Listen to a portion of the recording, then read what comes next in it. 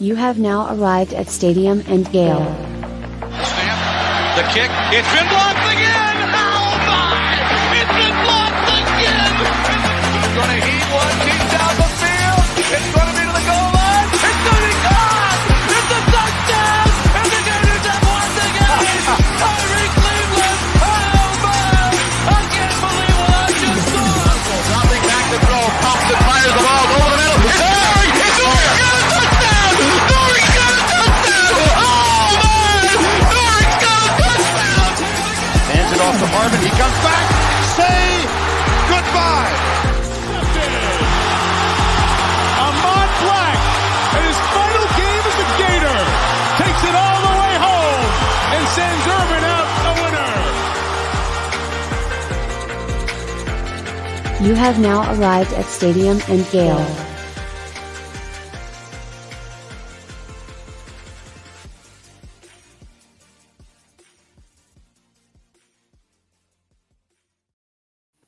Boys and girls, ladies and gents, welcome to another episode of Stadium and Gale. It's your boy Corey. It's Dan. Delatory. And your boy Jay Scarlett, baby. What's good? What up, 2-5? Yes, sir. I like that shirt you got on, man. That's Fly Gator gear, bro. I like that. Yeah, yes. Plenty more in the vault, man. I got some stuff I ain't been breaking out in years. I had to get on him last week because last week he had the lion stuff on last week. Oh yeah, I did. I know you spent time with our hometown Miami Dolphins. I did. I got the gear too, for sure. Hurt my heart. I don't wear it on this show, bro. It's okay if you don't wear any Dolphin gear. Yeah, I was front running a couple of days ago. It's all right. Well, how'd that work out yesterday? So sad. so sad. But they put up a good game, man. I mean, 90 points in total. Golly, that was just a good game to watch. I'm appreciative of Tua. I like Tua. Yeah, I got a love-hate relationship with him. Yeah, I got all love. Yeah. You shut up with your Jags over there. Yeah, you guys think. I've had enough of you. We're 16 seconds into the show. It's all good. We both stink, man. You know, usually it's like, you know, the Dolphins are on a run and y'all just come on here and clown me. But, you know, misery loves company, bro. So I appreciate both teams stinking. How was y'all boys' weekend? Good, man. Good. I was actually up in Philly this weekend. I went to go see the Steelers versus Philly. A couple of Gator boys on both of the teams. So I went up there to go visit my boy Fred and stayed at his crib. It was a time. Me and my other homie from college went up there and stayed with him. That's what's up, man. Weather was crazy. It's freezing. I was all ready to go, though. I had the gloves on. I had the little ski mask and the big puffer jacket. I was thugging it out there. Just kept getting hot chocolates. And after I was already too drunk. So liquor plus hot chocolate, I can tell you how my night went. But I had a good time overall. Gloves are key. Like gloves, like a little shiesty. Yeah. If my nose and my fingers get cold, then the whole body is cold. So I need like a little shiesty, some gloves. Well, Dan knows the vibe. Some Lululemon running gloves. Right. I do. Nice little view. I was chilling, man. Yeah, I went to a game there last year. It's not probably quite as cold as it was this time. So, but that's a cool spot to go to. It was in Philly, right? Yeah, in Philly. Yeah. So yeah, it's a great place to watch a game, and glad you got to go up there, man. Yeah, a lot of energy though. A lot of fans. I was just walking around the tailgates, watching people go crazy, just hopping tailgate to tailgate spot. People like, this is a private event. I'm like, man, fly Eagles, fly, man. Hey, be quiet. Have you Gator tailgated yet? Nah, that was my first tailgate ever this past weekend. I never been to we got to get you to a Gator tailgate. Yeah. We got to get you a Gator tailgate next fall. I went to a Gator game like 2 years ago with my daughter, but we wasn't really tailgating. We literally just got there, went straight to the game, and like, you know, just kid stuff just to make it fun for What kind of tailgate are you talking? Are you talking that he can bring his daughter, or we need to arrange mom weekend, a girls weekend? Yeah, I want the all guys tailgate. I don't want that. Florida Georgia, that one then. That's when you do the all guys one, bro. Florida Georgia game is a different animal. But Florida games, like, bring the family. It's a nice wholesome time too. You ain't just gotta do all debauchery, but if you want to get into debauchery, Florida Georgia game is the vibe. 100%. I'm down. They can knock it off next year. They have like a straight up like frat row in terms of like tailgating. It's right by like the media parking lot, so like the media entrance. So like we park a little bit farther away, but it's just like walking through like frat row. It's just every Greek institution at both schools is just like congregated in one spot. Damn, that sounds debauchery, baby. Debauchery. That was the first tailgate I took my mom to, right? So my mom, that was my mom's first. I didn't know. It was my first Florida Georgia game, so I didn't know how like crazy it got. So we walking, and next thing you know, it turned into like a little mini script show. You know, it got real crazy there, man. Oh, how was your weekend, Dan? What you get into, man?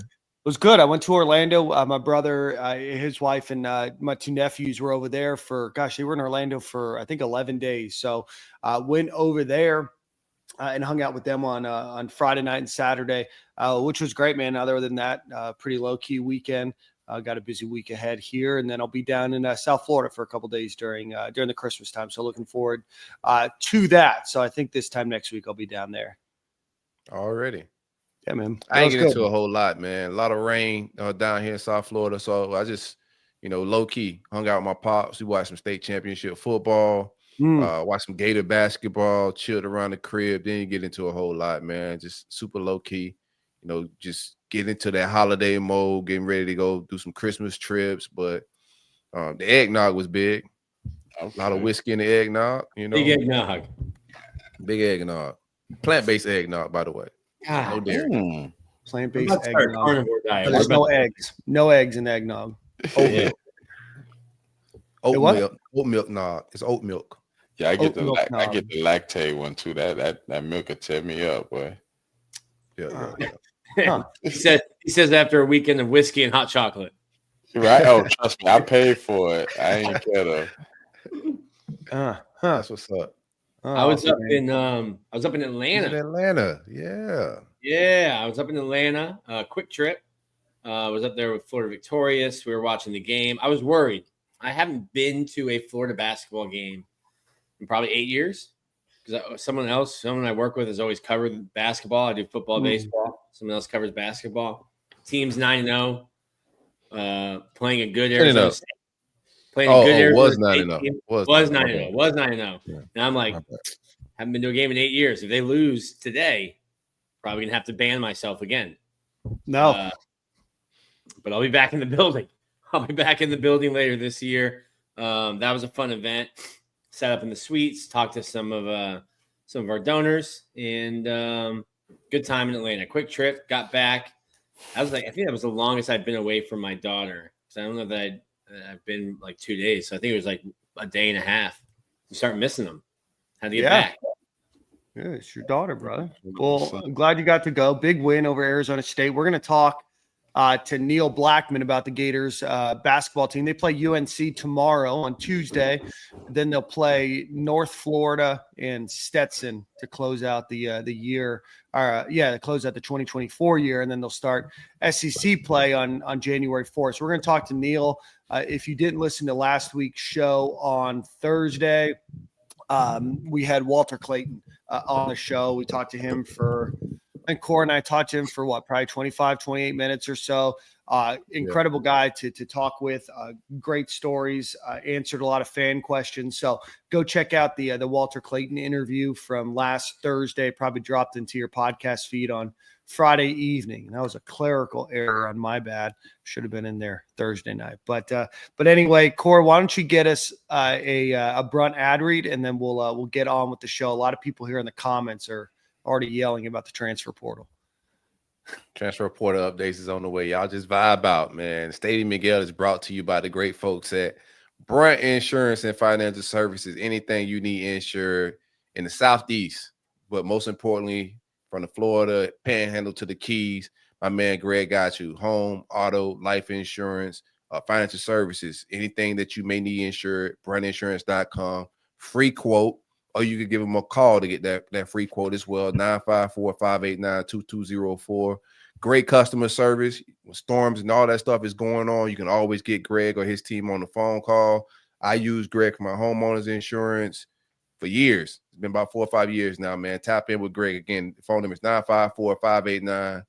2204. Big coverage, big policies, baby. Yeah, no, absolutely. Greg, what it do, baby? Reach out to Greg. It's a good time. You should be checking your insurance every probably 6 months or so. So go check that out. Go get a quote. It's absolutely free. So again, thanks Greg for sponsoring Stadium and Gale each and every week. A couple of announcements before we get into the transfer portal talk. If you're watching on YouTube, hit the like button, subscribe button, hit the comment section. Super chat. That's how you will get your questions absolutely read on the show. If you make us laugh, you will also get read on the show. That means that you have to make Nick or I laugh because Nick has control now, at least for a little while. But before we get into the show, do want to congratulate a few people. A number of Florida Gator football players graduated this weekend, so I'm just going to run through that list real quick. Austin Barber, Damian George, Cam Jackson, Jacoby Jackson, Khalil Jackson, Montreal Johnson, Jason Marshall, RJ Moten, Mark Pitts, Karan Rackley, and Riley Simmons. So congratulations to them. And then also want to give a shout out to Jake Slaughter for being named an All-American. He will be the first returning All-American the Gators have had since Tim Tebow did it in the 2008 season, a return in 2009. And then want to give a shout out to Rocco Underwood, who won the award for best long snapper in the country. We are going to be working with Rocco's schedule to try to get him on the show this week to chat with him a bit more. So again, congratulations to Jake Slaughter, All-American. Although he coincidentally didn't make the All-SEC team that was voted on by the coaches, Rocco Underwood was on that list. But congratulations to Jake Slaughter and Rocco Underwood. All right, gentlemen. The Gators did land a punter. I think we talked about it on the last show, but if not, Tommy Doman has announced that he's going to be transferring to the University of Florida, a Michigan punter.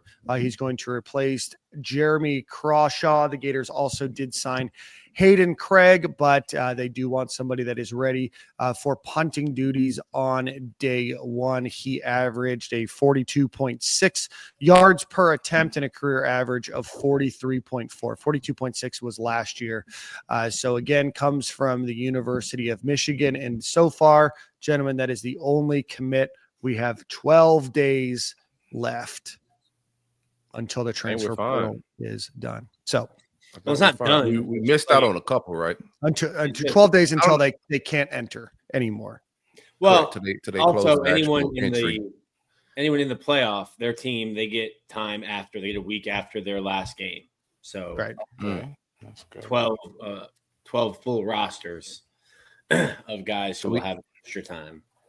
We had two guys on our board, our wide receiver board, that we put our offers to that committed before they made it to campus. I think Reggie Virgil. Did he make it to campus? He made it to campus, I believe. Yeah, he did. He did make it to Reggie campus. Virgil. He ended up committing to Texas Tech on a visit, and also Chase Sewell, who committed to Iowa State. Yep. His visit was originally set up for December 21st. He canceled that out till he committed. Fans started losing their mind a little bit. Wide receiver is definitely a big need in the portal right now, but I don't think there's a huge need for like panic. I also don't think either one of those kids had. I know we people say this all the time, but we're not going to be, just logically, we're not going to be losing recruiting battles to Iowa State and Texas Tech in my mind. So I think some of these kids that they're offering, you got to be quick with offering to get in it and to be, recruiting these kids. But I don't think they had committable offers or be able to sign up for us.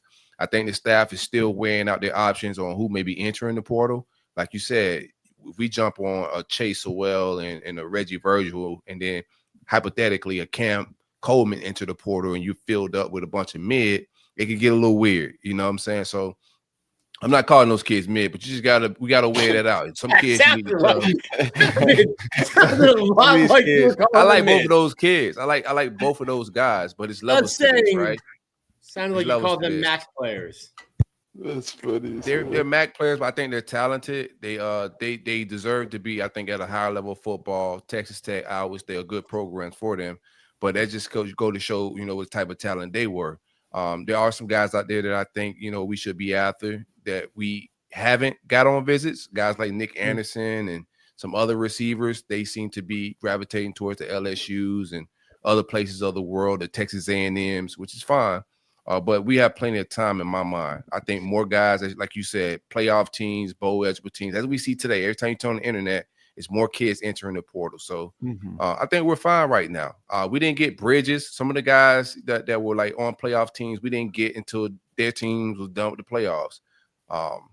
Asa Turner, Bridges. I think we got Elijah Badger in the second window. We're not a team. I don't want to get long-winded here. I know you guys got to talk as well. We're not a team that needs 100 spots to fill. I think 6 or 7 guys is what we totally trying to get in this process. And you could be a little bit, picky, I think, with those 6 and 7 that you're going to get. You can't be aggressive, and we're not trying to add 10, 12, 15 guys.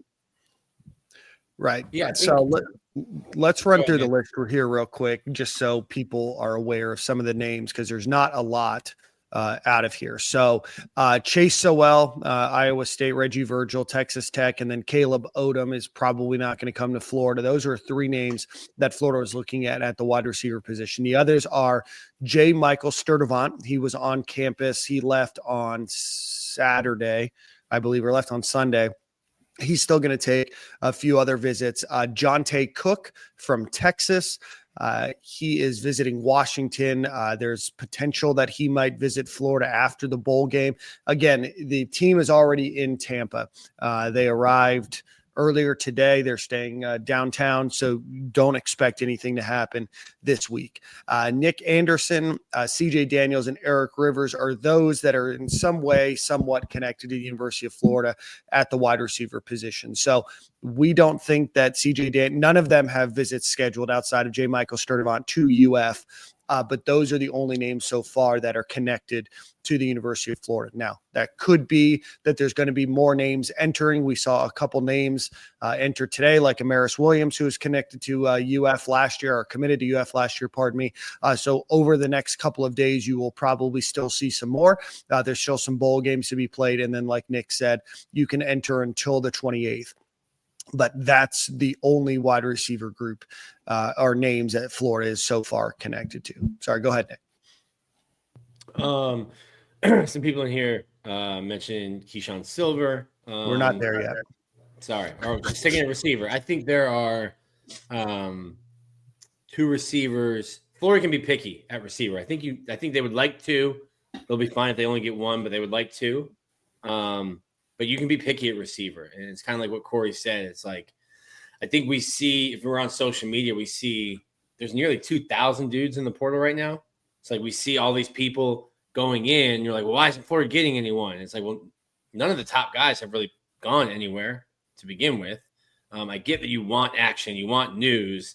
But I think there's 2 receivers from people I've talked to that are not in the portal that Florida would love if they got into the portal. One of them will be in the playoff as well. So I think the receiver core, I don't agree with Army Sniper. I think the receiver core is room. I think the room is good.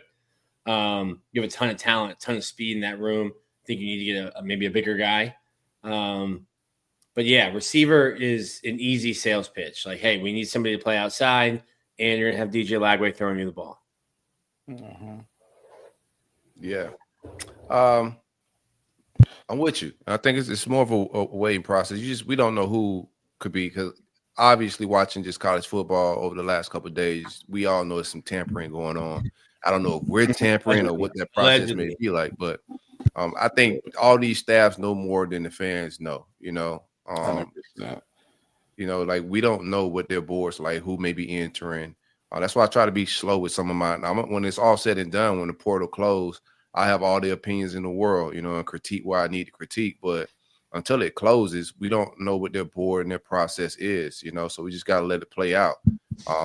That's where I'm at with it for receiver wise. But I think we're finding that room. We do need some size on the outside. I think we need 2 guys instead of, 1. And if we go on to 1, he better be big and a super playmaker. I like it's just health wise, right? So what I like coming back in that room, to me, Mazzell is probably the most dependable guy. And he ain't got a lot of targets and touches. You got Burke and Eugene has been banged up, hasn't been healthy a single season. so you can't really count on him. Just from a depth standpoint, I think we need at least two. I wouldn't mind pushing somebody out and going for 3 at the receiver position, but it's also a position that's loaded in the transfer portal. I think that's the most loaded position. Yeah. So watching everybody else move, I think LSU moved and got CJ Daniels and a bunch of other guys before us last year, and we all panicked. Oh, but those guys are back in the portal, and LSU are going to get another 3-4 more receivers, right? Yeah. So just let it play out. Billy, when he does get receivers, he has a high hit rate. Mm-hmm. Yeah, me personally, that's his background. I'm really not a fan of the portal. I think we should rock out with our young guys. Billy has shown us that, like, honestly, the young guys can come out and play. So I'm all into developing those guys and bringing. What I like one dude out of the transfer portal, maybe like if we can land a big name, like a big time receiver that's like a big X, like a certified X receiver. I think that's what we are missing from an offensive standpoint. Yeah. But I believe the slot guys we got handled. We got Eugene. We got Vernell Brown coming in. We got dudes that can play inside and actually be a problem. So we're really just missing that X factor. So if we can grab one X factor out of the portal and just rely on our young guys, I got faith in the coaches that thinking that basically our young guys can get it done, because they showed us this year. We had freshmen all over the field making plays.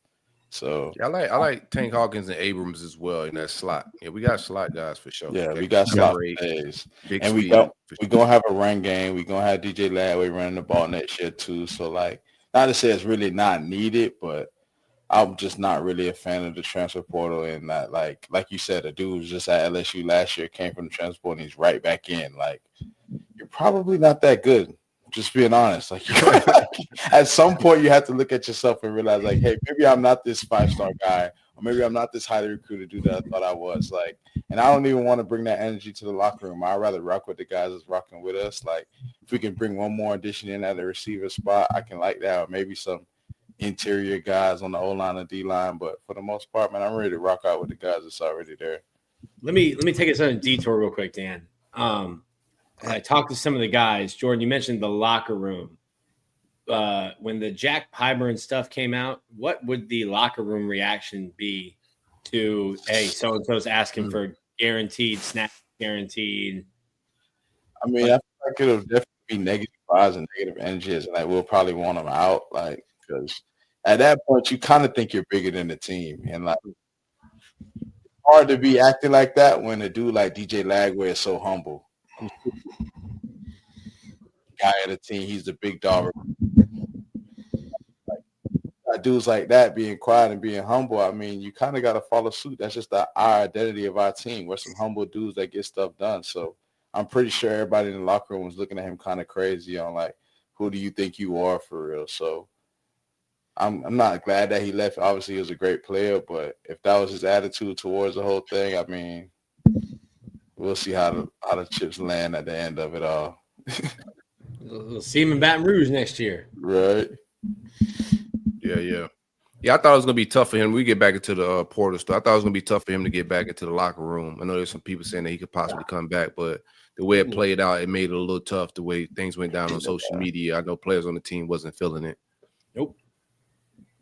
Yeah. I don't know if that was if that laundry was meant to be in the inside washer dryer, or if it was supposed to be out on the clothesline in the front yard. But once that laundry hit the front yard, I think that burned the bridge. Somebody said one side demanded to play out third down.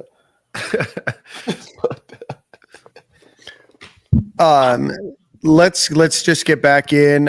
Any other thoughts on the offensive side of the ball before we get to defense? Just because I want to be cognizant of time here. I mean, I think right now we're incomplete, right? I think there's a lot of people freaking out. I would wager that 1% or less of the audience probably had ever heard the name Reggie Virgil or Chase Sewell before 2 weeks ago. Yeah. So I would say let's pump the brakes on losing Marvin Harrison or Reggie Wayne in the transfer portal, right? That's kind of where I'm at right now. I think that we're still a ways away from this being done. You can be critical, but I think casting mass assumptions and assertions right now is probably a little premature here. But that's me. I mean, who knows? Yeah.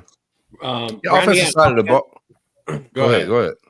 Rounding out offense, I think you could use a tight end. And if you can find a Brandon Crenshaw Dixon type a experienced tackle that you could throw back on the right side, I think that's kind of all they would need on offense. Yeah. And I mean, I remember a year ago, maybe not quite a year ago, maybe 10 months ago, you were not very high on Brandon Crenshaw Dixon. So again, that's not I'm the mailman delivering news. That boy I didn't want to. I'm not throwing you under the bus here, Nick. What I'm saying is I think it's important that we, as a fan base and as watchful observers, sometimes we have to say, hey, maybe there's somebody that knows a little bit more, and maybe the NIL demands or maybe the guarantee of where you're at the play chart or on the depth chart might be a little bit different at some schools.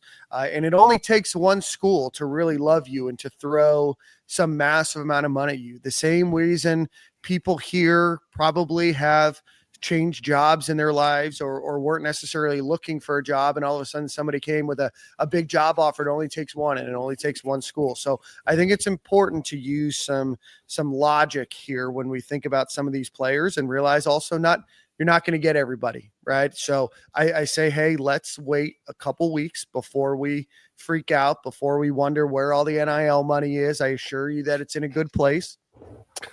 Before and I think that like we could probably speak from pretty good knowledge here that we're sitting in a pretty good space from an NIL perspective, right? Like let's just wait a couple weeks before we grade the class on December the 16th at 7:59 p.m. Eastern Standard Time. Listen, we're not eating government cheese over here. We're not asking our head coach to restructure his contract to give us $4.5 million. Talk that talk, Nicholas. NIL's in a good place. Talk that talk, Nicholas. Yeah, offensive overall, it's like you on with you guys. Offensive tackle, maybe a tight end. There was some running back talk out there. That's all rubbish. I know we're not out to no running back. Running back room is super filthy. So yeah, it's not. We can talk defensive side of the ball, but it's not. This is good recruiting and good, program building. These guys, when they got the gig here, they wanted to build a program through high school recruiting. They've done that. You can watch everybody else play. And these teams that are bringing influxes of 10, 12 Porter guys every year, that's not good locker room culture. Jordan can preach to that. He'll let you know, just bringing that many guys in every year is just not going to be good locker room culture. So, and that defense. Let's get a couple super chats here because they were related to, and then Nick, you starred one of Harrison's comments. I don't know if I want to read that real one. Quick, yeah. While Harrison is in his ivory tower at his chateau in Vale, maybe you can help with the bidding wars, Harrison. Throw a couple bucks our way at Florida Victorious. It'd be a rounding error. Yeah, it'd be a rounding error. Rounding error. Maybe it's one less private jet to Aspen from Vale or to Steamboat to Breck. Let's just be a part of the solution. It's a hell of a headshot he got there, though, man. Like Indy ready for YouTube. AI. Like he went to Hong Kong. Andy. Shout out to Anthony Beck here. We can't just go after the first options in the portal. It doesn't always work. Got to be patient. Let the staff work. Yeah, no, I think that is 100% true. It doesn't mean that the first people that enter the portal won't be your best options. Doesn't mean that they are going to be the best options, right? You have to evaluate, and it's a game theory, right? So those of you that follow economics and in that world understand game theory. It's about sometimes it's hedging your options and hedging your bets, and sometimes you're going to make the right decision and sometimes you're not. But no, it's 100% right. The portal is still open for 12 more days just to enter your name, and these players can get in. And then Real Army Sniper, with of course a positive remark, said without DK and Badger this year, the wide receiver room would have been mid. And with them leaving, it's back to mid. Maybe I think that there's, certainly some development. You added some people, and I still think the wide receiver room is incomplete right now. But I think that went back to Nick's comment about the picture is sorely using there. That a wrestling guy? I don't know. Let us know, Sorley. I know that's not you. That was him. All right, let's we got Neil Blackmon waiting. Before we do that, let's give a quick shout out to our friends over at, we're going to talk basketball, then we'll get back to the defensive side of the ball, and you guys can continue to air your frustrations and grievances. But we're going to talk about something happy right now. That's Gators basketball. Before we do that, let's give a quick shout out to our friends over at Home Field Apparel. Go visit homefieldapparel.com. Use promo code Stadium and Gale at checkout. We'll get you 15% off of your order. Home Field Apparel, best vintage logo, softest cotton, great t-shirts, starter jackets, the baseball pullover when they're back in style, or when they're back in stock, pardon me, for the University of Florida, about 100 other schools as well. So go visit homefieldapparel.com. Use promo code Stadium and Gale. And with that, we welcome attorney and basketball extraordinaire Neil Blackmon to the show. Neil, how are you, my friend? Good, guys. What's going on? Are you broadcasting from a hotel? I'm in my hotel in Charlotte, okay. So when the Gators play North Carolina, I make sure that I set up client meetings in Charlotte for big fan of doing that. Morning up. Multiple people have accused me of traveling for work based around personal things that I want to do. So shout out. Yeah. So that's an accusation, or just calling it like we see it. Just calling it like we see it. It's not an accusation if it's true. That's right. That's right. All right, Neil, the Gators, we talked to you a few months ago, I think before the season started. You had high hopes for the Gators, and we talked to your podcast host from Florida Gator Basketball Hour before or right as the season was getting started. Now the Gators sit at 10-0, sitting number 6 or 7 in the card, number 7 or number 8 in the country, depending on what poll you're looking at, have won all of their games by double digits this season, including a big win over Arizona State in Atlanta this week. And then we'll play the University of North Carolina tomorrow. Neil, give us kind of the summation of the season so far. I mean, they're better than we thought they were going to be defensively, and they're as good as we thought they were going to be offensively. And it was funny. You guys had Walt last week, and when we were talking to Walt, right, I think they had played one game, maybe two. But we were talking to Walt, and somebody asked him, well, you guys haven't really been in a physical game yet. It was right before they played Florida State. Oh, the Noles are always physical. They like to muck it up and make the game kind of grimy. And Walt kind of laughed and said, I don't think people understand how physical we are. And he said, ain't nobody going to out physical us. And it was the first time I've heard a Florida player say that in 10 years in the basketball building. And that's not any disrespect to the guys that came before them, but I just think that those three guards, Will Richard, Elijah Martin, Walter Clayton Jr., those are all big, physical, nasty dudes who, Walt, some people think, oh, you're a scorer, you can't be a physical player. He's 6'3", 200 and played DB and liked to hit people. Elijah Martin is 6'2", 220 and ran for 1,500 yards as an option quarterback and liked to lower his shoulder into people. And then Will Richard is 6'5" and looks like a tank. I mean, not the guy. What was the Ray Lewis joke about the guy you don't want to see in the alley? Like, if Will Richard weren't such a smiley, happy kid, he would be the guy you don't want to see in the alley. And those are just Florida's guards. So I think a lot of it is that level of physicality just overwhelms people. And then they've done a couple things from a coaching standpoint that you got to give those guys their flowers. John Andrushak is the defensive coordinator. He changed the way that they guarded pick and rolls. Last year, they dropped almost all their pick and roll coverage. That's fine. But I think the way that basketball is evolving, you can't just defend something one way anymore. Even when you got dudes that can protect the rim or guys that are physical and could tag a roll man, they don't do that. They do a bunch of different things. And then they went out and got Ruben Chinyailu, who I think While he's kind of new to the game of basketball still, hasn't been playing a whole long time, he's a naturally gifted defender and athlete. So I think the combination of the staff's attention to detail and how they've gone about defending and then roster construction is everything in the NIL world, where they're still blending, high school recruiting and then how you evaluate in the portal. And a big thing to Todd, we had him on Florida Basketball Hour, after their first year. And he said, we need to be mindful. We got to go get guys that have multiple years of eligibility in the portal. And that's what they've done. And they built around that. And he said, we're going to be process oriented that way. We don't want 1-year rentals, because then you can have one good year and your program can stumble. And I don't want that. And they've been mindful and they've done that. So long answer to say this is the roster they built to guard like this. We knew they were going to score, and they score. How much of that is you always hear like defense is just attitude or effort? How much of that is a credit to that mindfulness in building a roster? Because you might get 1-year rental guys who are like, hey, I need to put up 25. And if I don't put up 25 a game, I'm not going to get drafted, and I'm not going to waste energy on the defensive end. How much of that is just the way they've built it and having guys who are now program guys, even though they maybe didn't start their career at Florida?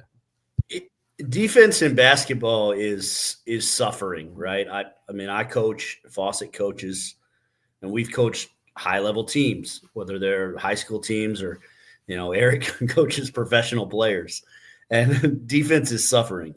So a lot of defense is effort. Now, like I mentioned, some of their scheme and pick and rolls, but you have to have competitors. I'll use Silk had a tweet the other day about an underrated Gator football player, and it was Antonio Morrison. And it was like, guy's a dog. He just competes. Yeah. And so I saw it and I thought, Elijah Martin is kind of like Antonio Morrison on a basketball court. I mean, I don't think people understand what a competitor that kid is. Like he can guard you in a stance. He will fight through a screen.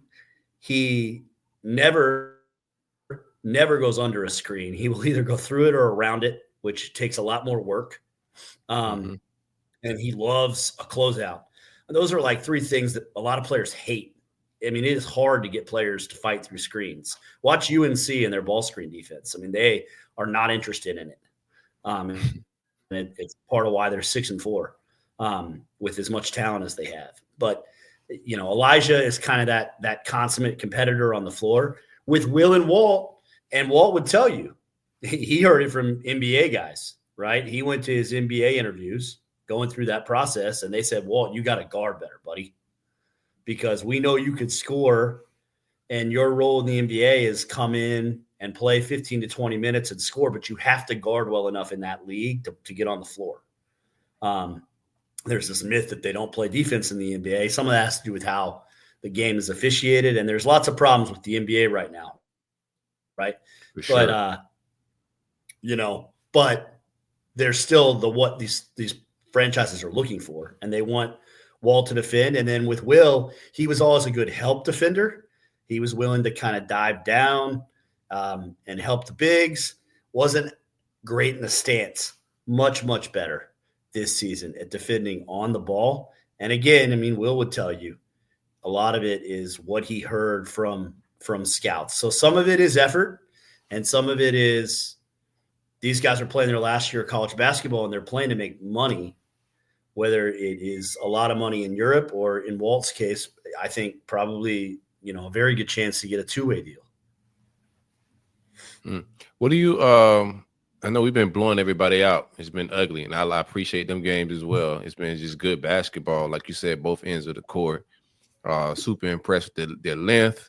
I think that's one of the things that helped them with defense as well. When I see teams try to drive on us, man, it's just not easy to score at the cup.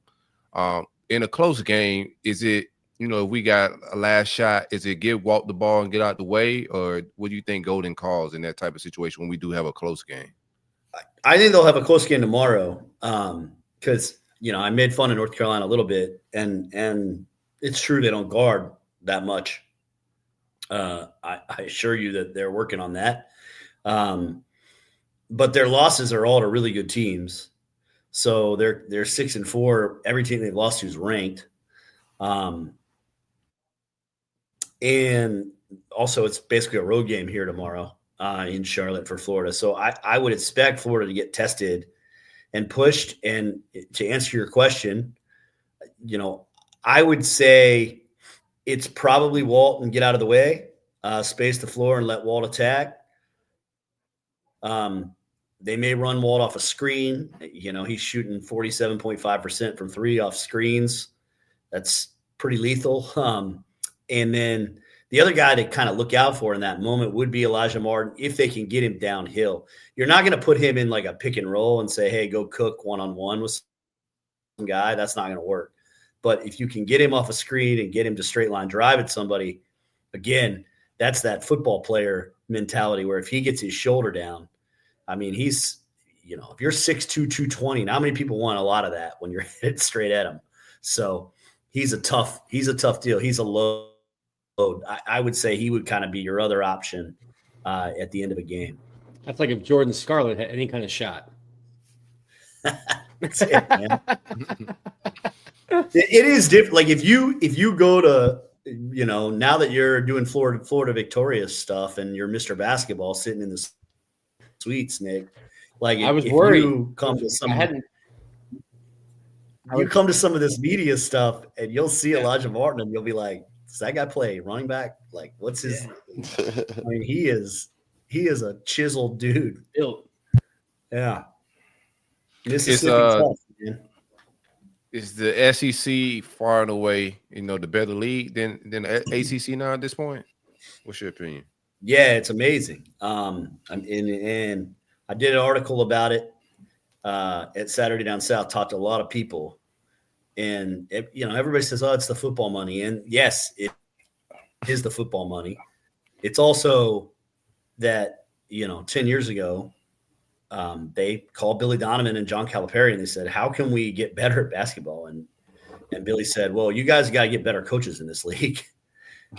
Candidly, he said that the coaching in this league is not as good. The practice facilities, he said, meaning Florida, he said, Kentucky, and Arkansas have nice practice facilities. Nobody else has good facilities. That was 10 years ago. Now that's not the case. So all of it was built up because SEC Network had all this programming to fill, right? And so if you got 3-4 months of programming where you can put basketball on, live TV is good programming. So they knew that they needed to start winning these games to get better. So it's been kind of this slow build. And now I don't think it's going anywhere, especially with the House settlement. Once revenue sharing starts, forget about it. Like the SEC is not going anywhere in this sport. And the schools that are committed to winning, forget it.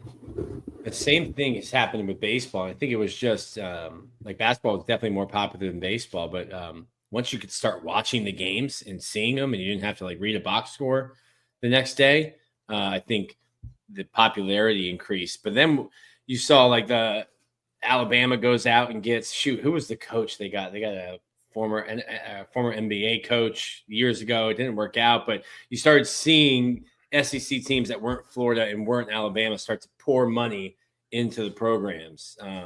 But yeah, I saw somebody today on Twitter saying that, the ESPN is pushing the SEC as a basketball conference, and then it just got ratioed.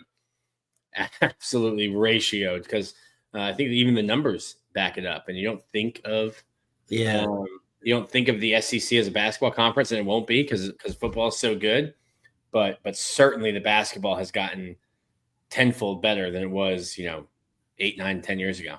Yeah, the SEC is 57-19 against. So in basketball, there's a Power 5 because of the Big East, but they're 57-19 against the Power 5. They are 89-2 in home games so far this year, which I think is just ridiculous. Yeah, and they've lost one bye game. North Florida made 17 threes on opening night and beat South Carolina. That's it. Every other bye game has been a dub for the SEC. Their overall record is 183 Thank you to BKP, Avery Johnson. Yeah, Avery Johnson. And now, just a testament to that, right? They went out and got Avery Johnson. Well, last year, Alabama lost in the Final Four, and they finished 102nd in defense last year in the country. And so Nate Oates, their head coach, went back and said, I'm going to change up some things on my staff because we will never again at the University of Alabama, when I'm the coach, finish 102nd in defense. So what did he do? He went out and hired a defensive coordinator from the NBA who had won an NBA title as his defensive coordinator. People are serious. This is not juvenile stuff anymore, man. Like, everybody like, oh, we're going to roll the ball out. We'll sell out one game a year when Kentucky comes to town. And maybe we'll win that game every now and then, every 4 years. It is not that league anymore. So you have the quad system where you quad one, quad two. Every SEC road game right now is a quad one opportunity. Every one. Before the year, I read Todd. He said that they could be a 3 or 4 seed, and obviously Todd, confident guy. At the time, we're probably thinking 3 seed. That's ambitious of you, Todd. It's super early right now. We're in December. March is far, far away. But the way Florida plays, and I guess we'll get a pretty good test. They have Kentucky, Tennessee, Alabama pretty early on. But right now, the way Florida's constructed, the way they're playing, and knock on wood, health-wise, was Todd on to something? Yes, if they win tomorrow, they're going to go 13-0 in non-conference. And I think at that point, if they just went 10-8 in the league, they get a 4 seed. At worst, a 5 seed in that scenario, depending on how that 10-8 shook out. So yeah, I mean, I think he's onto something. I think because Auburn is so good, I think 14-4 probably wins this league. But I would not be stunned at all if the SEC champion were 13-5. Like, it's going to be that. It's going to be that bloody. It's going to be the Barzinis at a Long Island Causeway toll booth with Sonny Corleone in league play. Wow, it's not going to be great reference. That's Great reference. Fantastic reference. That's why they pay you the big bucks over there. This is why Neil asked for such a large fee to come on our podcast. That's it. And we pay it in cash. Got the NIL money. Billy's buyout still laying around. Neil, we're realistically, right? I mean, we've watched Florida win by double digits in every game. They've beaten some quality opponents. Where do you think this team right now, if you were to stack rank them? I think they're third in the SEC right now in terms of rankings. Where do you think, if you were to prognosticate, because that's why we brought you on here and paying you the big bucks to prognosticate here, where are you looking in March where the Gators probably finish? I did a video for our subscribers over at Florida Basketball Hour, and I ranked Florida. I got ambitious and ranked Florida 4th. Okay. And I almost ranked them 3rd. And what I said was I'll rank them 3rd if they beat North Carolina and Charlotte, because that would really impress me. Because I think you're going to have 17,000 Tar Heels and 2,000 Gators in that building tomorrow, and that's tough. But yeah, I like the makeup of Kentucky, but I like Florida's talent better. So I think Florida has a very, very good chance to finish 3rd or 4th in this league. And if they didn't play, if the schedule didn't shake out the way it did, where Florida got kind of a raw deal on road games, because they don't get a game at home with Auburn, and they don't get a game at home with Alabama. And I think that makes it hard to say 2nd, right? Because if you were hosting those teams, maybe you flip one of those games. But those are going to be two environments that are going to be very difficult for Florida to win in. But I think our 3rd or 4th place finish is very possible. And then that, to Golden's point, then you're in 3-seed territory, even 2-seed territory if you finish third.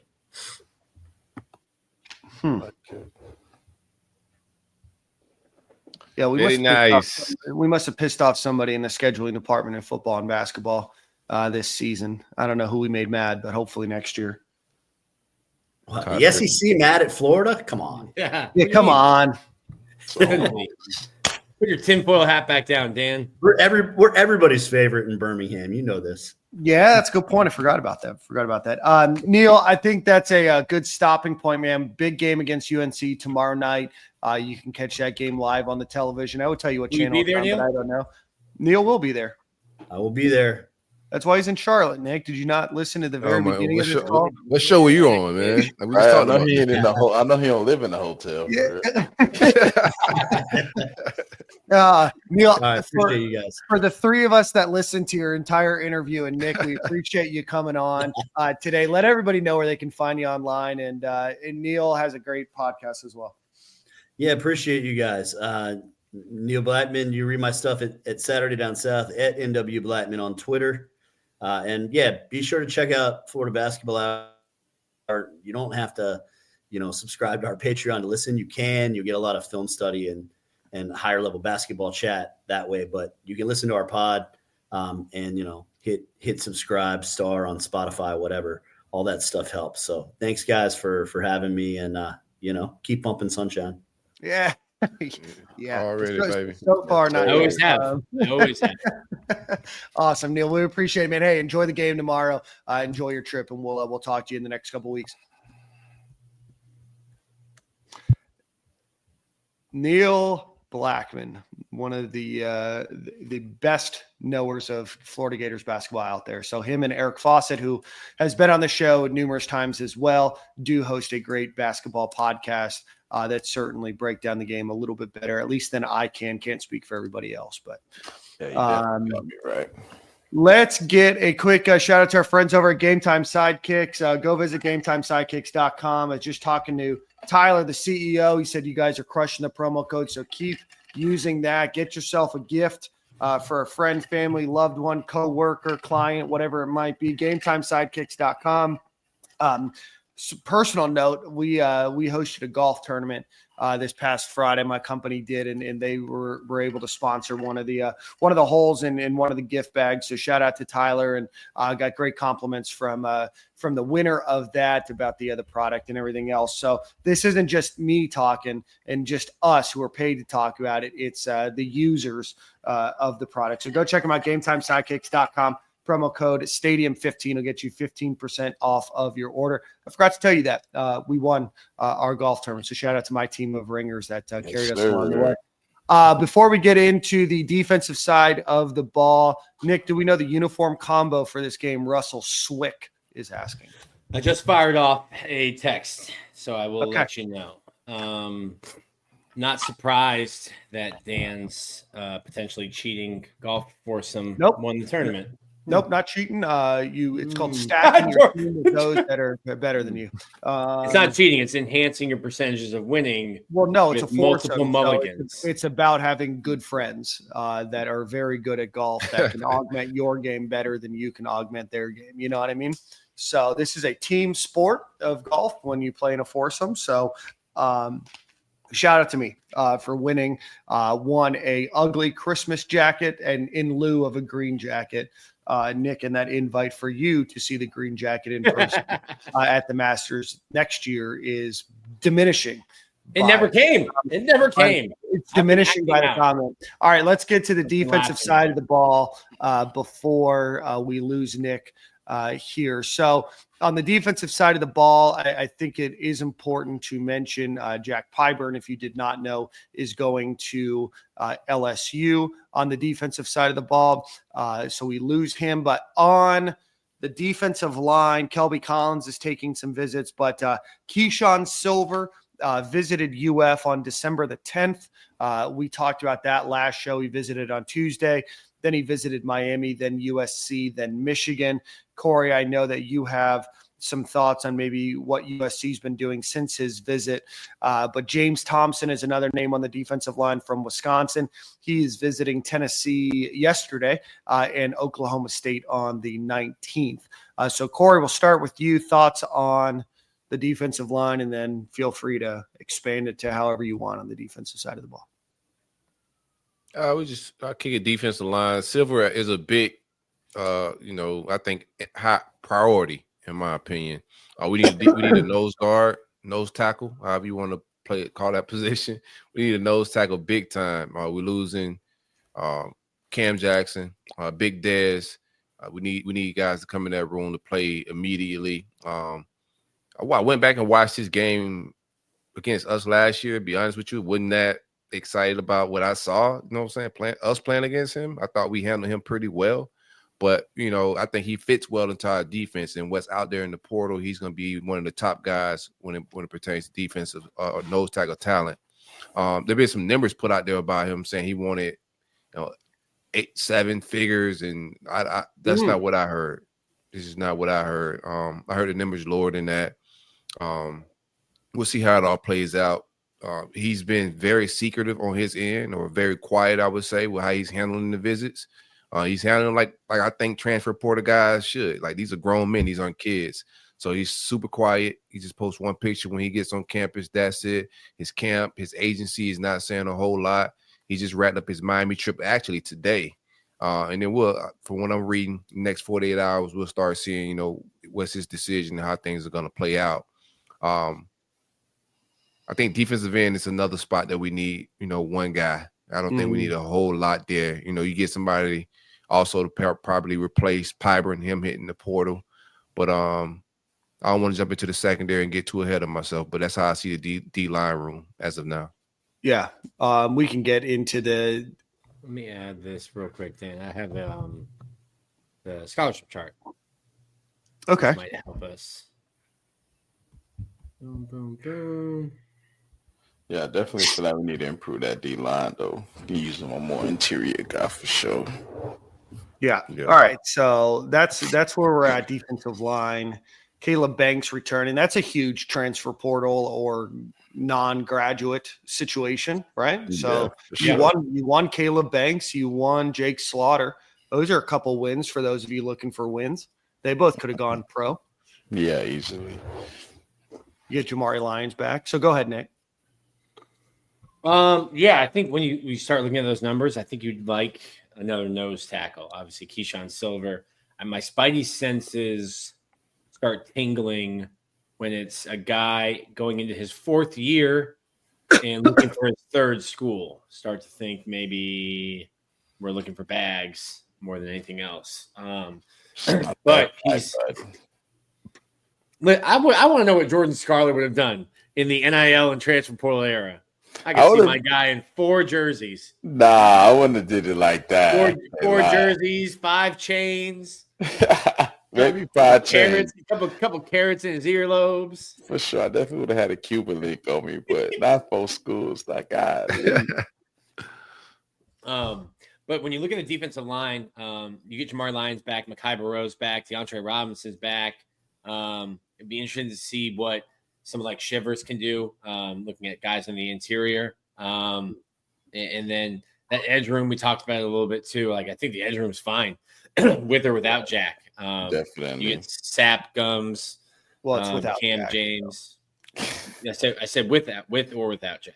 Yeah. I'm just saying it is without. So that you don't have to say the with. It's kind of Anyway, go ahead. Sorry, I'm not trying to be critical. You let your ass have it. A little hostile. So I think you need some more depth. Obviously, we've seen guys can get hurt at that spot. Caleb Banks missed most of the FSU game. Jamari Lyons missed the whole year. You need some more depth there, but I think in terms of front line, you're all right on the defensive line and that edge. Yeah. And I can't wait to see what LJ McCray develops into. He only got a little bit of run as a freshman. But like Neil was saying about Elijah Martin, like when you stand next to LJ McCray, that's a 19-year-old grown ass man. Yeah. I sort of feel the same way I felt about offense, man. I'm going old school with it. I trust the guys who got in the building for the most part. Like, can we use an interior D lineman because we just lost 2 good guys? Yes, I think we can, but we really don't know what's in the vault. We don't know what freshman has been in the weight room all year, ready to have a breakout day, whether they got a new incoming guy coming, just like literally getting on campus like high schooler. Like, one of those D linemen may pan out to be something. So yeah, I think we should just pump the brakes on all the transfer portals, and I think we should just believe in the guys we got, man. I got faith in them. They proved us right last year. We was out there winning with young talent. Like, I was surprised by it because at first I was like, we got a young team. I'm not really sure how good we're going to be this year, and they surprised me a lot. So I'm rolling with the young bucks. I'm rolling with Billy over there, man. I got faith in what he got going on. I think he'll get this defense right. I think Florida has never had a problem with making defenders look better and having a great defense. So that's never going to change for us as long as we keep that identity and we got the right coaches over there to kind of keep that mentality going. So I'm all confident. We got to talk coordinator as well, but I'm just from a just numbers standpoint, I think we're a little thin at nose tackle. That's all. So I think we do need, I like the talent. I think they recruit and they evaluate the position well. But I think we could get thin, and if you start losing people, it could get like a couple years ago when we was putting Tyree Sapp at defensive tackle. We don't want to run into that problem again. Right. Bro, you only have separating nose tackle snap 2 years ago. That's wild. Nasty. You only have 36 names on the defensive side of the ball, so you definitely need some more in terms of probably some, at least to elevate the floor of what you have, and that does not include Shamar James making his decision on what he's going to do, potentially Devin Moore as well, what he might do, and then Tyreek Sapp. What we think he's coming back, but we're still waiting on that formal announcement from him too. So worst case scenario, you lose those 3, you're down to 33. So you probably need, in my opinion, at least 1, if not 2 on the defensive line. Edge, if you can elevate, great. If not, I think you're fine there. Linebacker, I think Florida's fine, in my opinion. I do think at the cornerback position, they could potentially use a body or 2 there. And then certainly you're losing Triquez Bridges. If you can, elevate Aaron Gates into that starter role, but do you have that next person in line there? So there's definitely some opportunity to go in the transfer portal and get some names. But if you look at the list of names that Florida's offered, you got Keyshawn Silver, James Thompson, we've already talked about. Potentially, they've even offered James Thompson Jr. yet. The other names at edge, outside linebacker, Amaris Williams, transferring from Auburn, would have 3 years to play. He was in that class. And then Nathan Johnson from Appalachian State is in there. No offers, no visits planned. Inside linebacker, haven't offered anybody. They've offered, nope, they haven't. They're kind of keeping their eyes out for a guy named Jaden Lawton from Tyler Junior College, who would have 2 years to play at cornerback. And then safety, we've talked a little bit about this, and we're going to mention his name, is Zachariah Poyser, who's visited on 2 days ago on Saturday, and he's got visits planned to LSU, already had that, Auburn already had, Georgia already had, and then Miami. He's announcing tomorrow. Wednesday. I thought he was announcing Wednesday. Yeah, so he's going to announce Wednesday. So that's the only person that Florida has offered outside of Keyshawn Silver on the defensive side of the ball. So either they feel confident and they're taking the Jordan Scarlett approach, or they're in the wait and see approach of who else might enter the portal there as well. Today I learned that Jordan Scarlett would abolish the transfer portal if he was the college. Bro, he would just close that. No cap, man. I feel like if you ain't no big time started up trying to grab, I ain't really too impressed with it, just being honest with you. Because I'm just thinking of it from a player's perspective of like, if I'm like that and I know like I'm at a university already where I'm going to get the money for real, why am I leaving? I guess for more money if you really want to say that, but you about to get more money through NIL deals if you keep balling and or when you go to the league. So you're leaving for another reason. I don't know what it is, but I'm not sold on trying to spend millions of dollars to find out. You see how Florida State lived that one down. Yeah. Bust a bag for a trash bag. That's what you did. Before our eyes, we were watching a young man who we watched as a 17-year-old in high school become an old head. Right, he's just grumpy on the front porch, shaking his fists at these young whippersnappers getting in the portal. Get off my Gale Lemmer Drive. You know what I mean? Yeah. I wonder like how they play this out because like you got guys potentially that may declare. Shamar, Devin, like that's another thing. Let's talk about that real quick. Like Devin, the only thing NFL teams are going to want to see is him be healthy. He's been healthy for less than 50% of the games in 3 years. Can he stay healthy, or is he just say like, "Hey, listen, I'm probably going to get hurt next year, and then I'm a year older and hurt again. Like maybe I just dip." Like I don't know where he would be drafted because he literally the best ability is availability, and he hasn't been that. Yeah, drafted. But like I think he should come back. I think he needs to come back to show that he can stay healthy. Yeah, if he's back, then that room's fine. Yeah, I think Shamar's a good player, but like, is he a special teams guy? Jordan will tell you, like, if you're a 2-down linebacker in the NFL right now and you can't play special teams, you better be really damn good. And I don't know if he's a true 3-down linebacker at the next level. We've seen him play a little bit, and he is athletic, but is he covering Brock Bowers? Because he didn't when they played Georgia. And that's the kind of tight end they have in the NFL. So I think Shamar should come back, but we're in the port. It's the portal's open, so it's time to talk about Shamar. Every time the portal's open, we talk about him. Yeah. I think Shamar need to either declare or, I don't think Porter should be his move, man. Protect your legacy a little bit there. But back to DB, if Devin's going, then you got to be prepared to go get a guy at the portal. But if he's sitting tight, I like that room. I think we're fine there. And then we could talk about the safety room as well. Aaron Gates, I don't know health-wise, is he going to be ready to go next fall? I do like the freshman that we brought in. Gregory Smith started showing some flashes toward the end of last year, getting some minutes. Love Bryce Thornton. I would like to see Sharif Denson, or Aaron Gates start playing a little bit more safety to get us a little bit more flexible at that spot. But I think that's a room you need to add a guy, one veteran good guy that you may need if, we got the one guy that we're talking about, but I think they want him at nickel, if I'm not mistaken, right? That's probably looking towards Aaron Gates' health if I'm just, reading some tea leaves there. But, I think we need a little bit more flexibility and just one more older guy if Aaron Gates is not going to be healthy next fall, right? In my opinion. But I do think Lagunza, Hayward, and Stubbs are two guys that can play early, and I think they will play early. Yeah, so we will wait on Zachariah Poyser. That will be on Wednesday, and then we will wait with bated breath. Well, some of us will be waiting for bated breath for those that enter the transfer portal, and Jordan will be telling you, stay where you're at.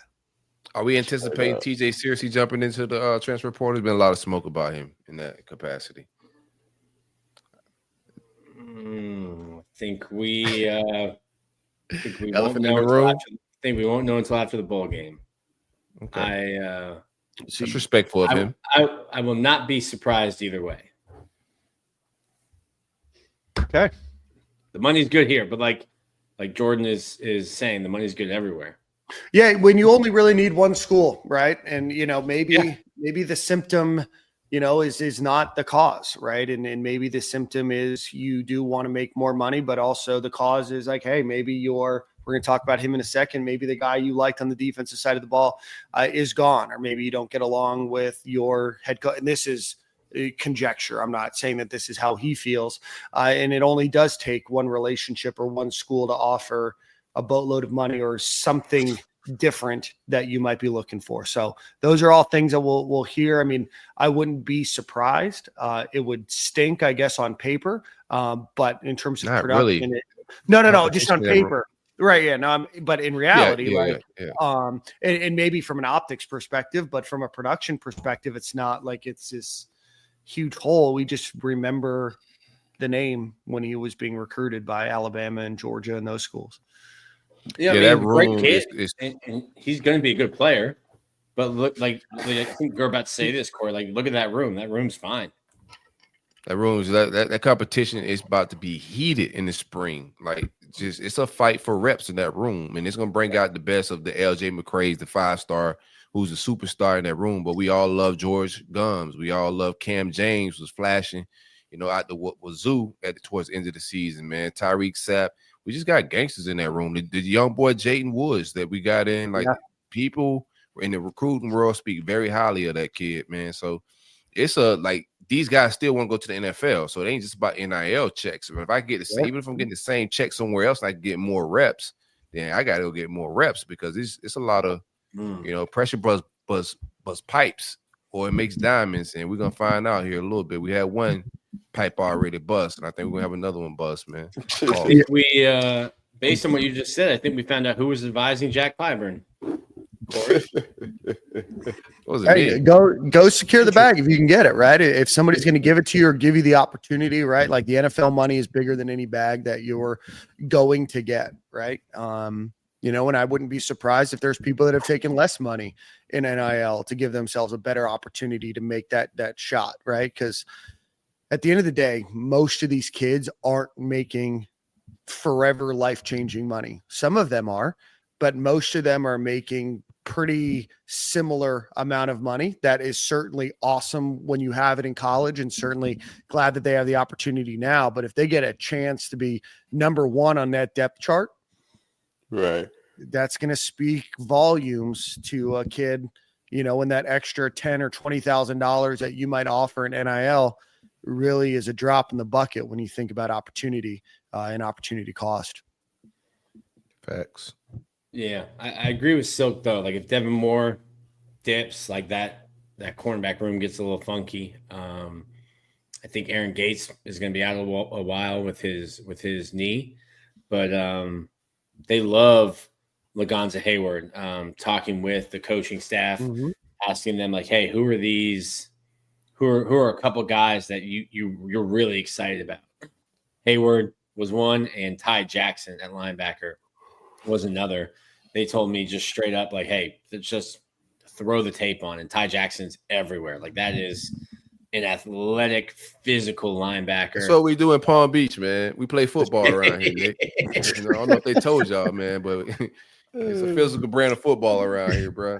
Well, that's weird because I just watched St. Thomas Aquinas absolutely smack Lakeland last week. Well, that's neither one of which is in Palm Beach County. That's not us. We wouldn't allow that type of nonsense. We won't go down like that. Smack them. Do you know where Lakeland is? Here to talk about it. Is that Pasco County? No, it's Polk County. My God, bro! That's about 3 hours drive from Palm Beach County, which I believe is what Corey Lakeland is. It's on the west. Yeah, it's like I tried to forget about Lakeland. Lakeland was not good to me during my time. Absolutely bonkers. This guy is a native Floridian. Went to college. He went to college, Corey, 45 minutes away on a good traffic day. An hour and a half. When is there a good traffic day in Orlando? County. But I'll tell you what, having drove to Orlando on Friday, it took me 2 hours and 16 minutes. I was talking to my brother on the way. He's like, I thought you lived like an hour away. I'm like, I live 71 miles away, and this is how long it's going to take me. Yeah. Highway to hell. Shout out to the chat for clowning on Nick with me today. I was a geography minor. There's no, you didn't even know. It wasn't. All right. Let's get into some other news here. Austin Armstrong, the Gators co-defensive coordinator and safeties coach, departed on this weekend to head to the University of Houston. I believe that's where Lil Wayne graduated college from, but went over to the University of Houston. Probably not a surprise. We knew that room. Master P graduated there, not Lil Wayne. Make him say, Lil Wayne says something about the University of Houston after I passed my test. So he was a student there at one point. Going deep bars back then. Anyway, so Austin Armstrong, we thought, there's certainly a crowded spot there at the co-defensive coordinator position. You're the defensive coordinator, and then they hire your old teacher, if you will. to be the linebackers coach and then co-defensive coordinator with you. And then it's our assumption that Ron Roberts called the plays for much of the season here. So guys, your thoughts on Austin Armstrong leaving? And this certainly doesn't mean that it's Ron Roberts' job going into next season either. There's still more announcements probably to be made, but Austin Armstrong leaves. Thoughts? Yeah, I think we're getting closer to an actual staff model. You know, we got 2 offensive line coaches, 2 offensive coordinators, 2 defensive coordinators. Like now we got 1 defensive coordinator. As of now, we'll see how it all shakes out. I didn't like that hire when they first made it. I thought he was too young. I think Houston's a good spot for Armstrong. You know, to call defense, get some reps. You know, as a caller. I think the league was just too much for him. Safety coach, I would like to, somebody that actually plays safety to coach that spot. No shots at him. It's just like I just want somebody that played the position to that's a repeat of I'm not calling them mid. But I'm buying what you're selling though. I'm all about that. You can know football a lot, but at the end of the day, it's just certain shit you had to have done before at some point. Looks a little bit more like Jordan or Corey and a little less like me. I get it. You know. So I'll be the cornerbacks coach, and Dan will coach safeties next year. I just need a safety coach that that roamed the safety position at one point in time, man. We'll see how it all plays out, but I think it's an opportunity to upgrade the staff. And, Billy been speaking about that whenever he's speaking to BD about just evaluating the entire team and just like they evaluate the players. So I think that's a spot where we can get better at. I like Will Harris. I think he does a very good job with the DBs, but if we got a guy, Armstrong, he's on the roster, if he's in charge of safeties. Yeah. They I wonder how much change there's going to be. Anytime Dan Mullen is a head coach, Billy Gonzalez seems to follow him. I was about to say, you hit it right on the head, Nick. That's definitely going to happen. Somebody told me, they're like, no, Billy's a Florida guy. He was at Florida before Dan. And I'm like, and went to Starkville, Mississippi, and left Urban to go follow Dan. Don't tell me he's a Florida guy. Well, no, he left LSU. He left Nick. My factor might be Urban Meyer to go to LSU, and then he left LSU to go to Percy Harvin sent him packing. Oh, that's what it was. You remember he left a Post-it note on the desk and was out. I think him and Dan are really boys, and I won't be surprised if he over there in Vegas in a few weeks. His contract is I'll help him pack. January 31st, 2025. January 31st. Okay. Do we know who else is? And I know that Florida doesn't do a great job of sharing this. Do we know who else's contracts are up? I know we have to do some FOIA stuff for that. Yeah, Armstrong was up. I think Russ's contract is up. I think he'll be retained. Call cider, baby. You think he'll be?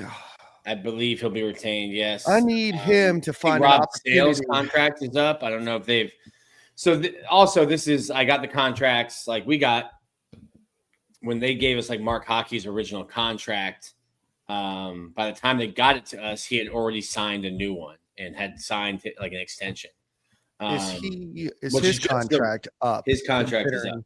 His contract is up. Okay. Because I'm tired about people complaining about his contract when they're not the ones paying the bill, but I'm tired of people asking about whether he's still on staff. Yeah. There's a lot of complaining about how other people are spending money. Yeah. It's our money. It'd be like both of ours, but you're keeping it in your bank account tight, that type of vibe. Now, it wouldn't be bad. Like I think it's just a time. I think Billy ends up out there. Maybe Dan offer him OC, but contracts are up.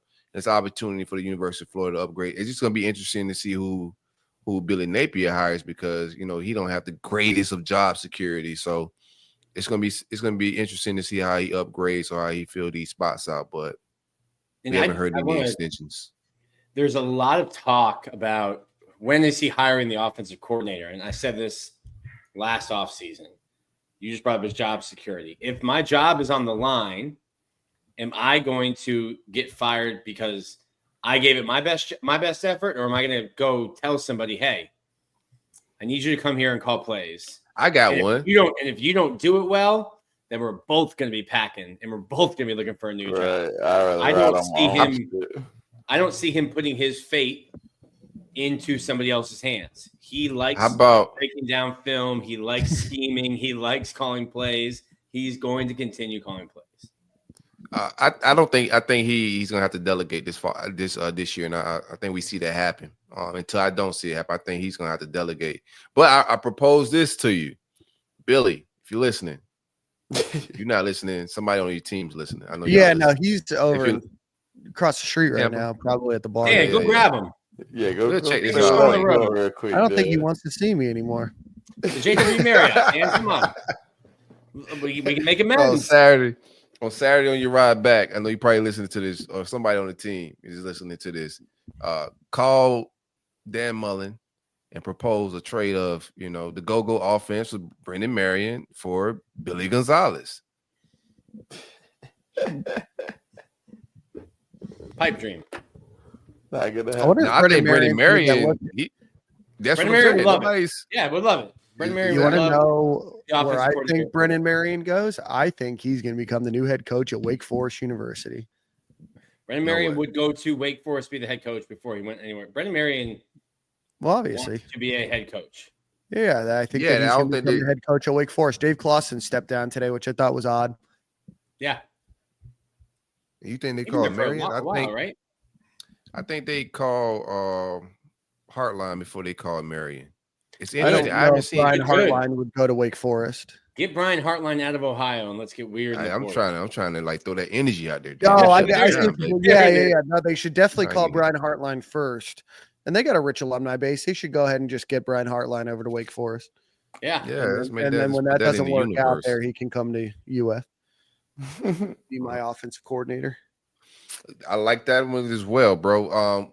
We'll see how it all plays out. But I do think he delegates some play calling. I think he just has to elevate, and I'm gonna judge the staff and their changes to that type of how they approach, their new regime, because this is a chance to reset the board a little bit. So I'm gonna judge them how they reset this board, and I think he needs to delegate, man. That's just what it is. That's what college football is going to, man.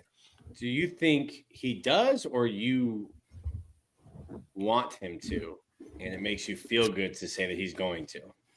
I think all the smart coaches are doing it. Kirby Smart is one of the best defensive ball coaches in football. He delegates his defense. So if Kirby can do it, like all the top guys, you look around. They're not really answering the question I asked. Do you think he's going to, or do you want him to? I like bully ball. I think he's getting bullied. I think bullying works sometimes. So I think a part of keeping his job was, hey, buddy, you want to stay here or you want to hit Indeed? If you're going to stay here, delegate the play caller. What's the hit Indeed? Let's see. Tez Henry. I like him as a CEO too. Just put that out there. I like Billy as a CEO. I like the culture of the team he's putting together. I see the vision, but not until the plays get called. He called that double, triple reverse. We got 3rd and 1. I just be like, I don't know about that, Billy. But everything else I like. Running on 3rd and 8 to set up a 4th and 4. Let's see. Tez Henry, do we think that Bill Belichick will take Florida special teams coach? Good question. Don't know. He already called. And I don't think we're keeping the mat. And I don't think Joe Houston is going to Chapel Hill. Shout out to Joe Houston. Bro, the mat stays. And to hell with you guys for clowning on the mat. Coach Matt was fantastic all year. Call Brian Johnson. I don't think Florida and Brian Johnson are compatible offensively right now. No. Jordan would know. Yeah, no, sir. That's my dog. I love him, but no.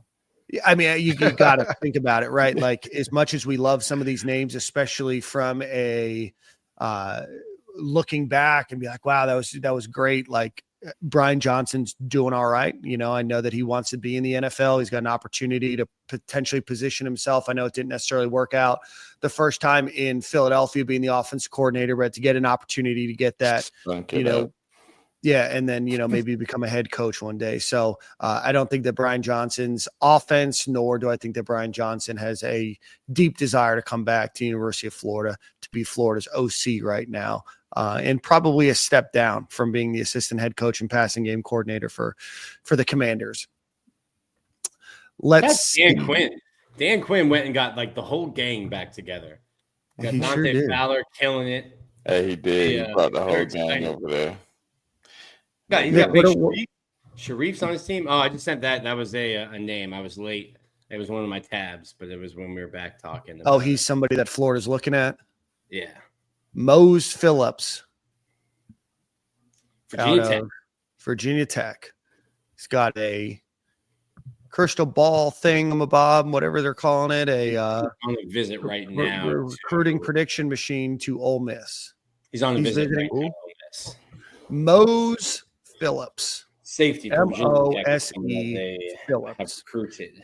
From Cane Ridge High School in beautiful Nashville, Tennessee. 6'2", 185 pounds. White Atlanta. Was a 3-star.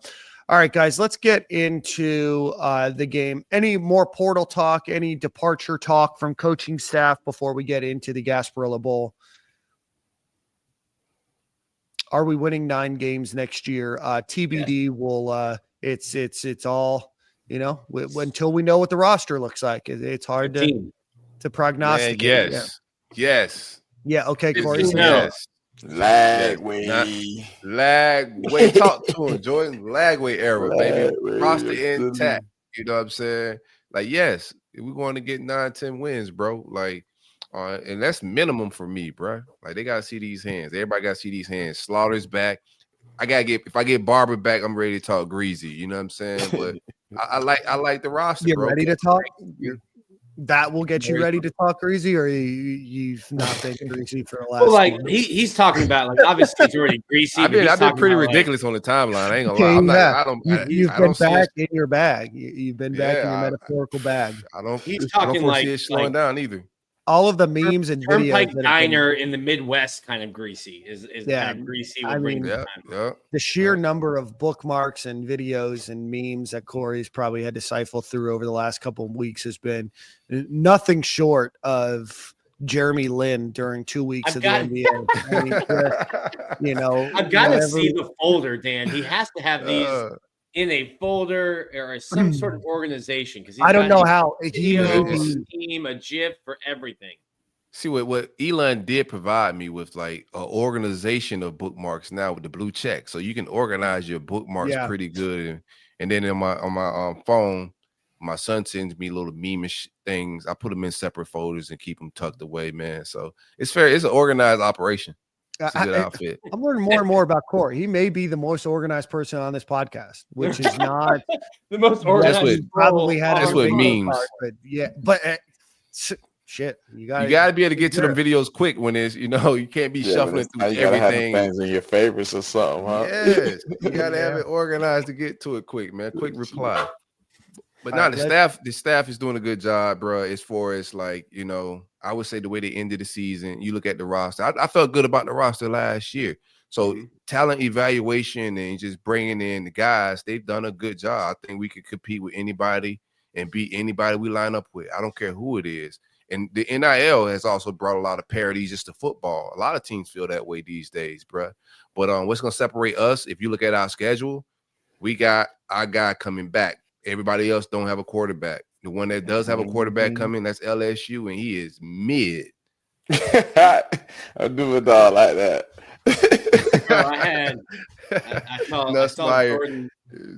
Jordan's eyes just stare off when he said Lagway. I had someone in Atlanta cracking up about Malik Zaires' sleeves, talking about Jordan going through the 47 different starting quarterbacks he had in his 3 years at Florida. No Nussmeier is allowed to be successful in Gainesville. It's in the name. You know what I mean? In the name. All right, guys, let's get into the Gasparilla Bowl. We're just going to run through this quickly.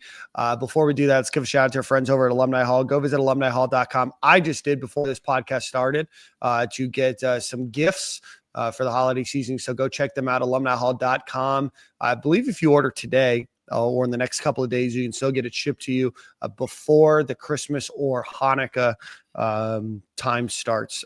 So go check them out, alumnihall.com, or go visit them in Gainesville on Archer Road. Best selection of Florida Gators wear that you can imagine. So alumnihall.com or Alumni Hall on Archer Road. Let them know Stadium and Gale sent you. Gasparilla Bowl Friday at 3:30 in Tampa, Florida at Raymond James. Florida is 14-point favorites. The money line is minus 520 plus 415 for Tulane. Over under right now is 49.5. Heavy money on Florida right now. Guys, do want to do a quick announcement. Florida Victorious is doing a pregame watch party at Miller's Ale House right before the game. Pardon me. So go check that out. It's on the Florida Victorious website or board. The Ale House is a half a mile walk, less than a half a mile walk. It's on the corner of Columbus and Dale Mabry, which is kind of the beginning of the area right before the stadium. So if you're a Florida Victorious member, go check that out at Miller's Ale House. But guys, any thoughts on the game before we discuss it next week? I think of the big focus early on was retention for guys next year, but also you're not seeing a lot of guys, obviously the guys like Justice Spoon, Jack Piper, and they're in the portal. You just didn't see a lot of that from Florida. Like Tulane's starting quarterback won't play in the game. All three quarterbacks are in the transfer portal. But the backup quarterback who's in the portal will be playing in the bowl game. Right. But all three quarterbacks are in the transfer portal. That's crazy. That's a tough spot. Yeah. That's a tough spot to be in as a program. Lack of belief, man, because I would just stay right now if I was like one of them guys, right? Like, what you doing? You just seen everybody leaving. Somebody got to take the snap. Yeah, I'm just gonna vibe. Like that NIL check gotta go somewhere, baby. Like I'm just gonna sit here.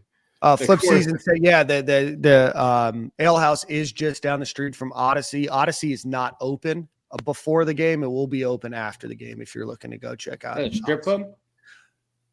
It's a gentleman's establishment. Yes. Okay. I believe they open at 3:00, but don't hold me to that.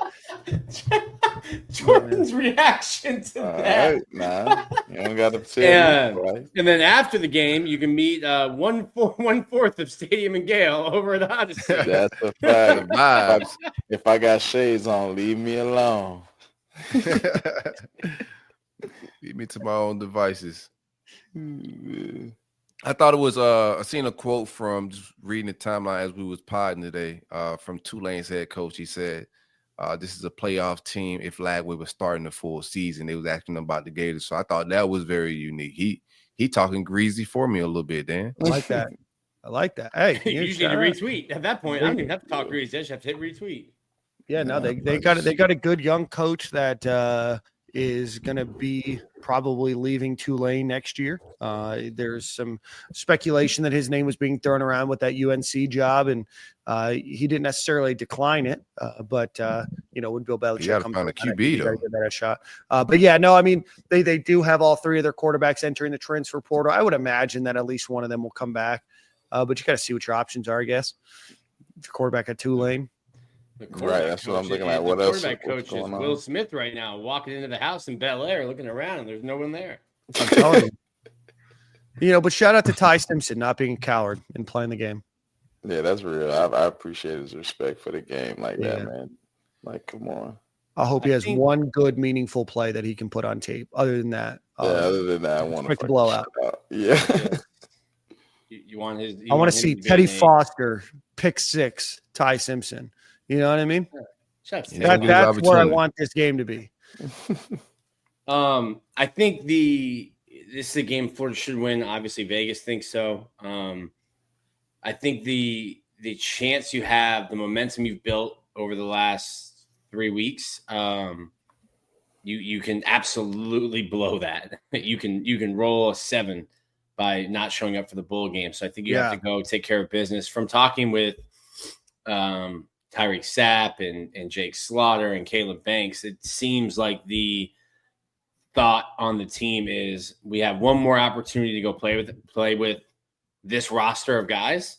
and that they're taking that seriously, and they don't want to go out the wrong way, because whether it's the portal or graduation or the NFL, this is the last opportunity you have to play with this group of guys that you've been working out with since January. And I think that means a lot to them. It's a really close group. We've talked about all year how they didn't quit. Some fans didn't like that, but how they didn't quit and how they kind of rallied around each other, rallied around their coach. So I think they're taking it seriously. It's more than just, a fun trip back to Tampa. Dan's favorite city in the world. It's a great city, man. Jacksonville. Yeah, I agree with Nick though, man. I just want the boys to have some good competitive practices. Make sure they letting the pads collide a little bit, not too much, but just stay healthy overall, man. I don't want no big time injuries to where we got problems going into next season. This team is not worth it to have those kind of big time injuries. But like you said, all these dudes are dogs, and I think everybody bleeds orange and blue over there. So I won't be surprised if dudes want to play it all the way out to have the last ride with their guys. So I'm just going to pray for them. Hopefully all our guys stay nice and healthy, get through it with a breeze, man. But overall, I want to put some good stuff on tape for next year so they know what we all about. Yeah, I need 11 to go crazy. Right. E11, lag way to Mazzell. I need a lot of that. That's just going to throw some gas on my lives this off season. You have the chance to win 8 games for the first time since 2020, which is hard to believe. So it's crazy. Yeah. I think the biggest theme, though, is to remain undefeated since I took my new job. Yeah. And honestly, I hope the guys rally around that. Well, what's nice about that, Nick, is if they are, you can say the Gators have been undefeated for 9 months heading into August. While you look Florida victorious, you know what I mean? Maybe Mudkip Plays was right. I just need to be head coach. Yeah, positive Nick. Shout out to Lauren. A bright star in a dull city. Lauren says positive Nick. Positive Nick. All right, gentlemen. The game is at 3:30 in Tampa. If you're going to go to the game, should be a beautiful day in Tampa. I think the high is in the low 70s. If you're going to be there, enjoy. Other than that, I think that takes us out of this week. Next week, we'll have post-game Odyssey with Jordan Scarlett. But if the sunglasses are on, leave them alone. Yeah, meet me by the DJ booth with the shades off, though. We vibing, y'all boys. And we may do a pop-up on Wednesday. Yeah, do a pop-up with a player on Wednesday, man. Stay tuned. We'll let y'all know on the X app. I might just walk over to the hotel. It's right there, and just kind of see who's in the lobby hanging out, and just bring them over and powwow on my couch here. Well, investigative journalism. Go to Odyssey and see who's there. Let me know what players you see out enjoying the nightlife, and maybe we'll make some bets on Friday. Oh, okay. All right. I'll do some investigative journalism. You do some investigative journalism around Tampa. See who's out causing a ruckus and causing a stir. Big J Dan. Who's at AMSO, Dan? Who's there? AMSO is literally right across the street from their hotel. Oh, that's bad. That's not. They're set up an ideal circumstance. Set up for failure. What's that club in Tampa? Or success. Depends on how you view it. Asia or something like that. I think one of them little clubs are closed. Asia, no, bro. Asia closed after Chris Brown punched that girl. Yeah. Oh, Lord. That used to be the spot, though, when I used to come to Tampa. That's what we would slide to. Yeah, no, definitely. I never went to Asia. Jordan, you know why? But for sure. No, that closed about 6 years ago, 5-6 years ago. Well, why would that be, Dan? It was a whole lot of roast beef and melanin in there. Yeah, a lot of melanin. That's right. That's right. Oh man, take them to Mons, not Odyssey. Lauren, I'm not taking anybody to either of those establishments. I would like my Gators to win. I'm not taking Lauren out of pocket. Lauren is out of pocket. There's a lot of you guys know about Mons in this chat. Go see. I thought this was a family show. Yeah, for a reason. This is a family show. I think somebody's keeping them open. Somebody's now going to have to tell their son who's listening to the show on their way to school, Dad, what do you know about Mons Venus? Don't let your mom hear this, but fine establishment. I knew you were great. She's from Tampa. Okay, that makes sense. Sorry that you're stuck where you are. All right, guys. Song of the week. Who's got song of the week this week? I went last week, so I don't know what the rotation is. I think it's me. I'll figure it out after the show. Well, no, I'm going to go to my Spotify Wrapped here. Let's see. Beep, boop, bop. What's a song that I listened to that I liked this year? How about a little Zach Top? Sounds like the radio. All right, that's a good one. Sounds like the radio. Yeah, it's country music, Jordan. They didn't play it at Asia at all. Yeah, this is more of a 8 seconds. I give it a spin though. I can listen to some. Give it a spin. Country. All right. Yeah, on an early Saturday, Sunday, I bump some country for a little bit.